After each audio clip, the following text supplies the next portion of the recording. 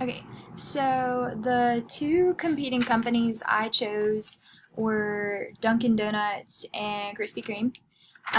They were pretty different when I looked them up for their mission statements.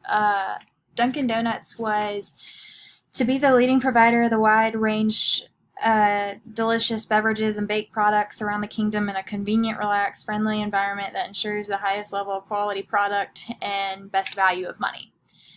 And then I looked up Krispy Kreme, and theirs was to make the most awesome donuts on the planet every single day. Um, Personally, I'm a little biased and like Krispy Kreme better, so uh, I tend to gear more towards them. But in this particular case, since we're talking about mission statements, Dunkin' Donuts probably makes themselves established a little more and makes them sound like a little more serious business than Krispy Kreme. But I still like Krispy Kreme better. So, thanks.